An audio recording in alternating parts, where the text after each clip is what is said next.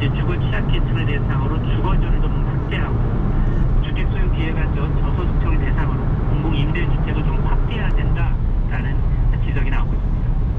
그리고 또 얼마 전에 롯데그룹이 유동성 위기에 휩싸였다 이런 루머가 들어왔어요. 이 그룹 측은 적극 반박을 했고요. 맞습니다. 어제 아마 롯데그룹주들이 대규모 매도 물량이 나왔는데요. 유동성 위기에 휩쓸리면서 주요 상장사 주가가 곤두박질쳤습니다. 롯데그룹이 사실 무분이다라고 공시했지만 기관 투자자들까지 매도 물량을 들고 쏟아냈는데요.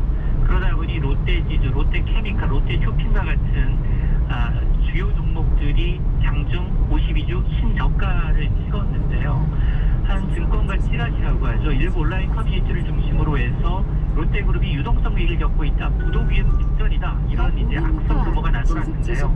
물론 이제 롯데그룹 측은 업황 부진을 겪고 있는 롯데케미칼, 연세점이 지금 비상경영 체제를 운영되고 있고 일부 계열사에서 인력 효율화 차원에서 희망 체제를 받고 있는 건 맞지만 유동성 위기는 전혀 사실이 아니다 라면서 루머 유포자에 대해서는 강력한 법적 조치를 지금 검토하고 있는 상황인데요. 근데 이게 지금 뭐 이 업계에서 아리땡 굴뚝에 연기 나겠느냐. 사실 롯데그룹은 지난 8월부터 비상경영 체제에 돌입을 했지만 주가 흐름은 좀 개선되지 않고 이러다 보니 이제 롯데그룹 전체 시가총액도 지난해만 한 20조 원대에서 어제 13조 원대로 쪼그라들었거든요. 그러다 보니 이런 이제 루머가 계속 주가를 짓누르는 양상입니다. 외부에서 보는 시각이 또 불안하다라는 뜻일 수도 있겠고요. 다만 유동성 위기는 아니다라는 게 또 롯데그룹 측의 설명인데, 참 좋은 경제연구소 이인철 소장이었습니다. 고맙습니다. 네, 고맙습니다.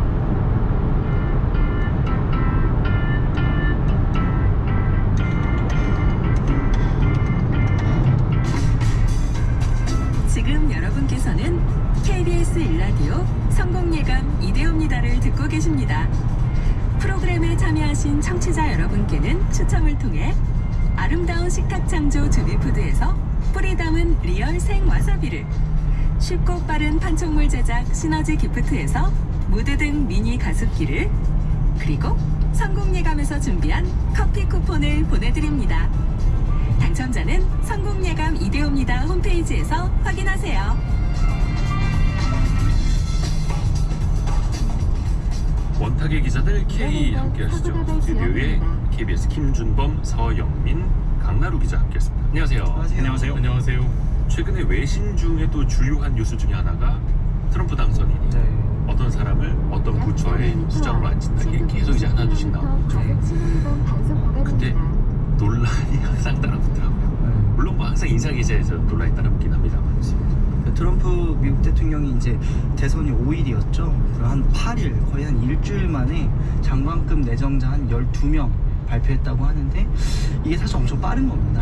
그래서 이제 전직 대통령이랑 비교를 해보면 12명 원래 인선하는데 지금 바이든 대통령, 오바마 전 대통령이 한 40일 이상 걸렸다고 해요. 그러니까 8일 만에 트럼프 대통령이 인선을 했으니까 한 5배 정도 빠른 거죠. 그러니까 사실 뭐 인사가 이제 잘만 이루어지면 효율적인 인사 빠르게 하면 좋은 거 아니에요? 이렇게 생각하실 수도 있겠지만 사실 이제 이렇게 빠르게 인사할 수 있는 배경에 사실 해야 할 것들을 많이 생략했다고 볼 수도 있는 거고, 전직 대통령들이 이제 이만한 한 달 이상의 시간이 걸렸던 것들은 이제 보통 그 장관급 내정자들이 되게 중요하기 때문에 뭐 심사하고 조사하고 이제 국회랑 협의하고 이제 이런 것이 없이 즉흥적인 발탁이 있다고 볼 수 있는 거고, 이제 그러다 보니까 말씀하신 것처럼 이제 여러 문제들이 좀 잇따라서 나오고 있습니다.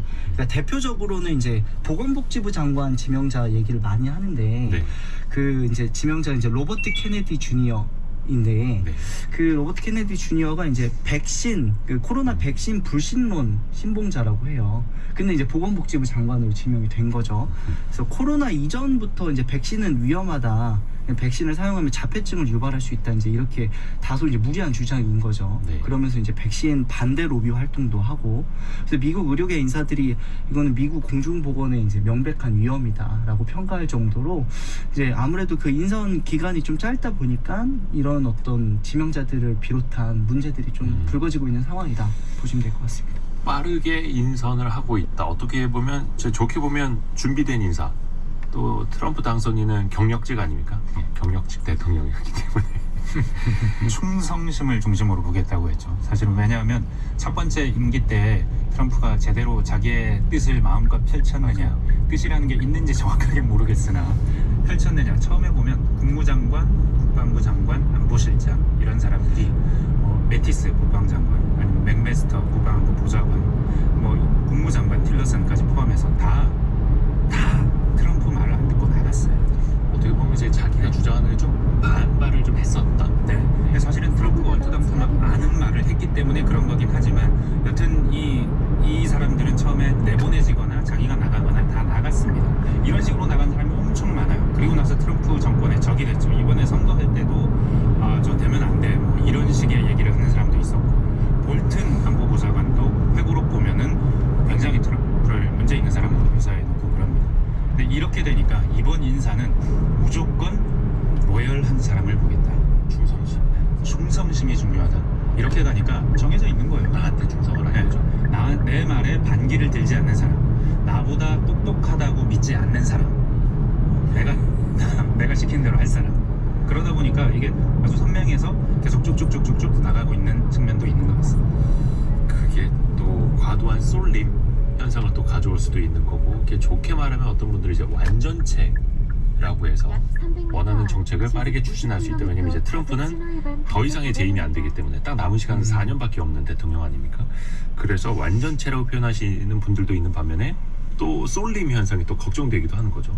김준범 기자는 어떻게 보세요? 그러니까 저는 이제 트럼프 당선인이 당선된 지 아직 보름이 안 됐습니다. 진짜 얼마 안 되죠. 근데 지금 거의 집권한 것 같은데 취임은 1월 20일이에요. 아직 2달 남았는데 저는 여러 가지 전해지는 외신, 저희는 외국인이니까 미국에 비하면 이제 저희는 객관적 입장에서 사실 어떻게도 상관없는 입장에서 좀 지켜보는 그런, 어떻게 보면 객관적인 구경꾼인데 저는 여러 가지 가치의 전도, 가치의 혼란, 내가 지금까지 믿어왔던 게 다 흔들리는 느낌이 좀 있습니다. 조금 과하게 얘기하면 예를 들면 이런 겁니다. 로열티, 그러니까 충성심을 최우선으로 보는 인사라는 거는, 충성심이라는 건 대통령과 코드가 맞는 사람을 골라서 쓰겠다는 거잖아요. 그렇죠. 그게 코드 인사 아닙니까? 그렇죠.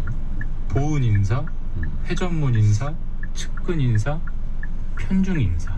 우리 언론이 우리 대통령을 엄청나게 비판하는, 현 정권이든 전 정권이든 늘 비판하는 게 그건데, 그게 맞다는, 뭐지 이게? 이런 생각이 하나 들고요.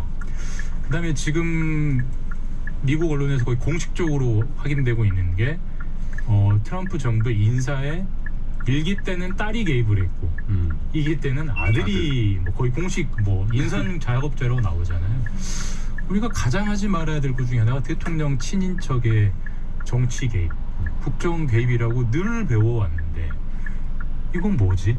이런 생각이 들고, 또 하나 좀 이따 얘기하겠지만 우리가 가장 하지 말아야 될, 민주주의를 가장 좀먹는 것 중에 하나가 정경유착이라고 항상, 그러니까 돈 있는 사람이 권력자에게 돈을 내고 그 돈에 대한 대가로 자기한테 유리한 사업적인 이익을 받는, 이거 정경유착, 우리가 그걸 끊어내는데 몇십 년 걸렸거든요.